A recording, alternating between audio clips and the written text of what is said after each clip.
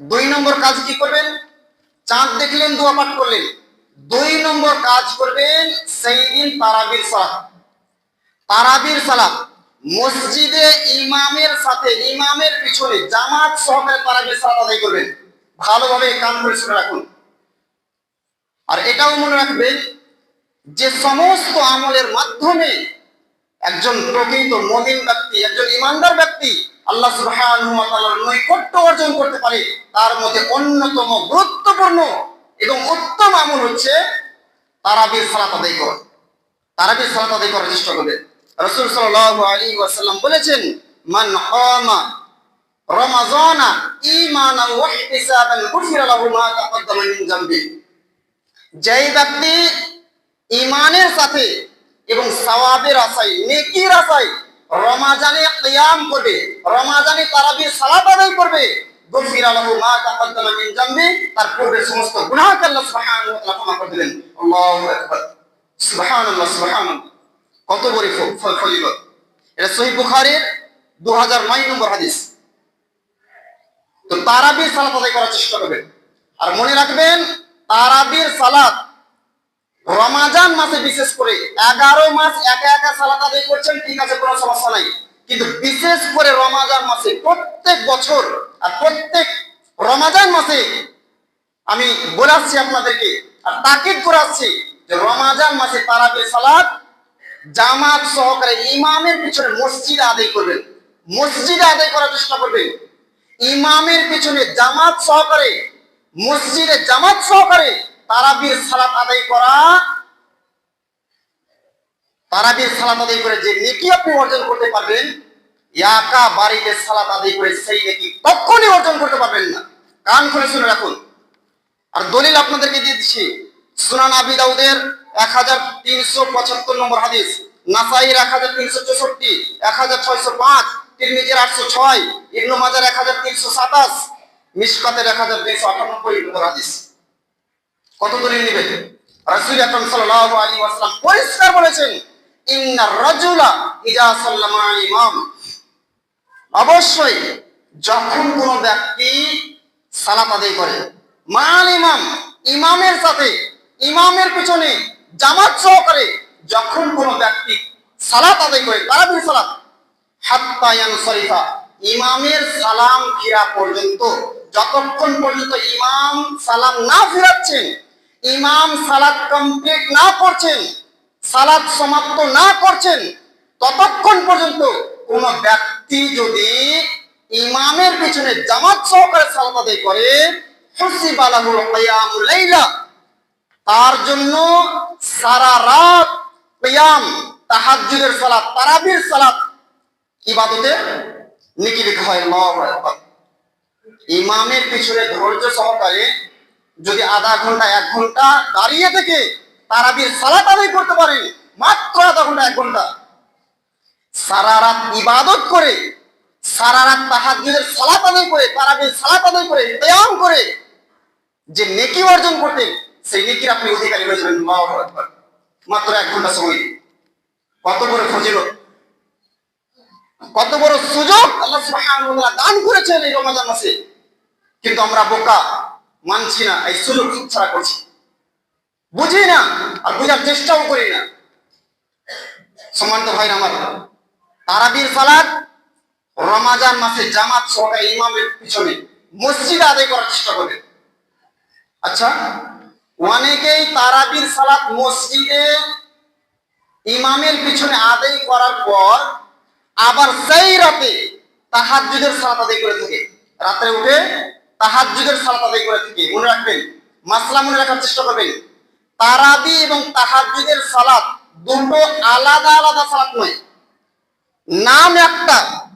যেটা তারাবির সালাত সেটাই হচ্ছে তাহাজ্জুদের সালাত, যেটা তাহাজ্জুদের সালাত সেটাই হচ্ছে তারাবির সালাত।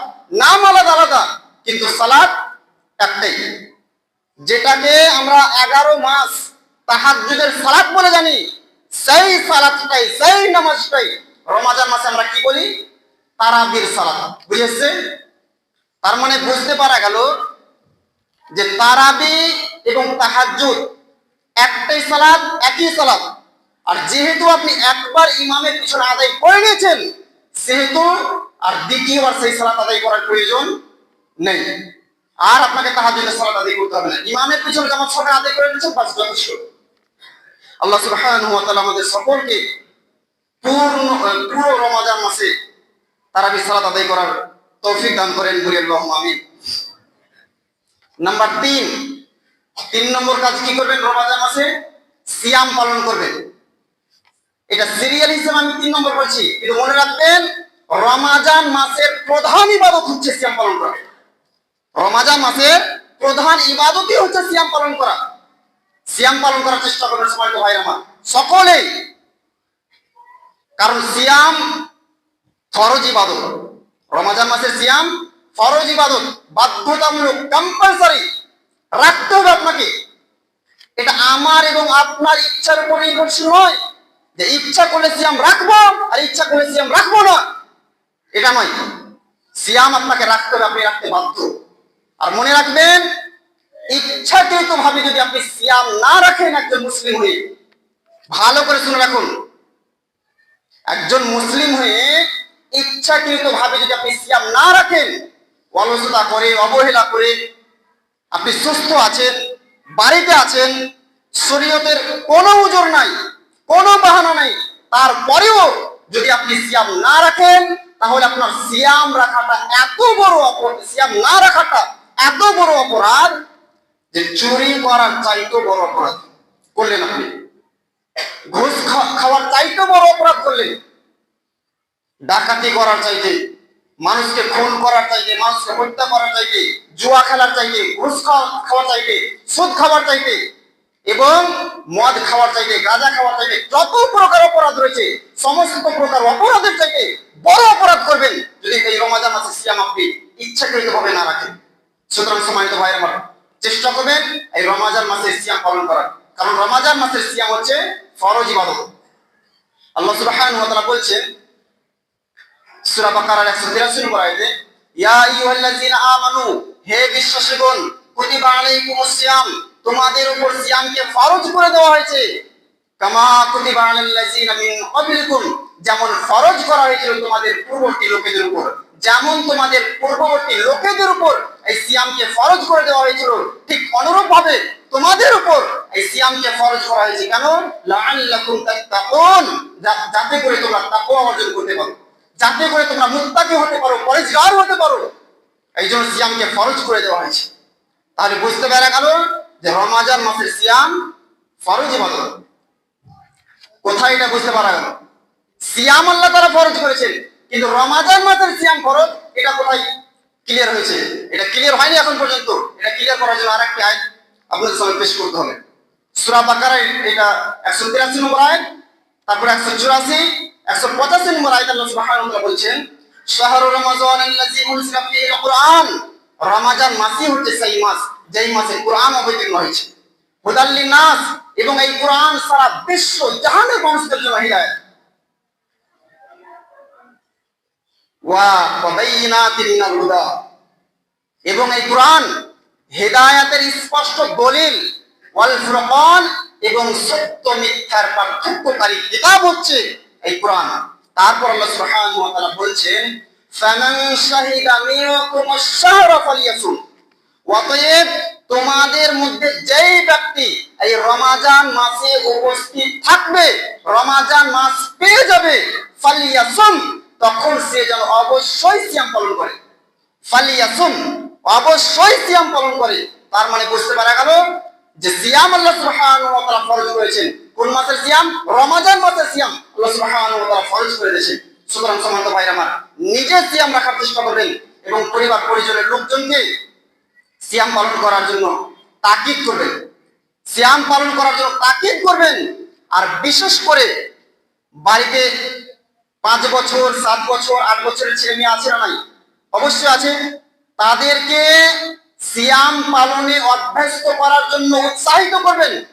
তারাও যেন বিশেষ করে এই রমাদান মাসে 2 থেকে 3টি বা 5টি করে সিয়াম পালন করে। তারা যখন সিয়াম পালন করবে 2-4টি করে, ইনশাআল্লাহ একটা পর্যায়ে গিয়ে তাদেরকে আর সিয়াম পালন করার কথা বলতে হবে না আপনাকে। ইনশাআল্লাহ তারা নিজে থেকে সিয়াম পালন করবে।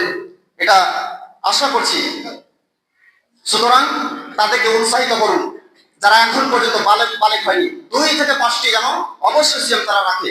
আদেশ করুন, যেমন আপনি 7 বছরের ছেলে মেয়েকে সালাত আদায় করার জন্য আদেশ করছেন, ঠিক অনুরূপ ভাবে 7 বছর 8 বছরের ছেলে মেয়েদেরকে 2 থেকে 4টি সিয়াম পালন করার জন্য উৎসাহিত করুন, তাদেরকে আদেশ করুন।